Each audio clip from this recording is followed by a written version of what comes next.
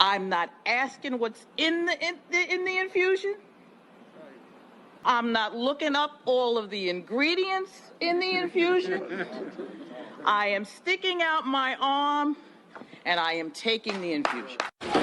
Dr. Diego Rabinowitz is asking all of his patients to keep track of when they received the COVID-19 vaccine after linking the shot to elevated PSA levels. I have seen patients' PSA to be falsely elevated for at least 6 weeks after getting the vaccines. PSA levels are looked at with a basic blood test, and elevated levels are typically found in men with prostate cancer. But PSA can be falsely elevated due to a number of conditions. Other things that can cause an elevation or an increase in the PSA are, for example, a urinary tract infection or a vigorous exercise in any other condition or illness. New anecdotal findings show that men who get the vaccine and then have their PSA levels also show a spike. I was seeing patients that were coming in with a history of having a stable PSA, and all of a sudden the PSA had risen. The urologist looked back to see if any other patients had similar issues and soon connected the dots. Sure enough, I've had a few patients that have had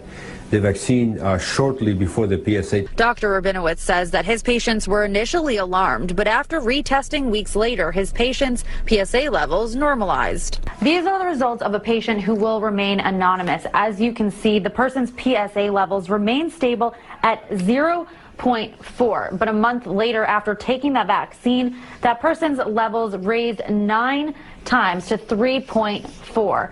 After retaking the test one additional time, after that, they fell back down to 1.5.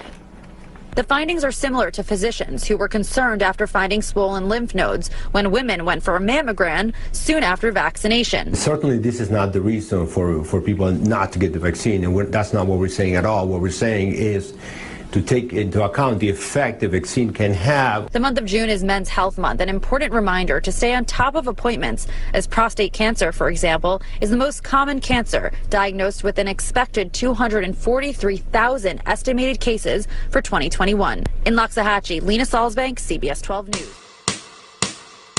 Vaccinate, vaccinate, make an appointment. Vaccinate, vaccinate, make an appointment. Vaccinate, vaccinate, get rid of COVID. Vaccinate, vaccinate, get rid of COVID. Shut the arm, turn it on. Gotta make time to go. Gotta make time to go. Make it to the clinic. Now it's time to vaccinate and get back on.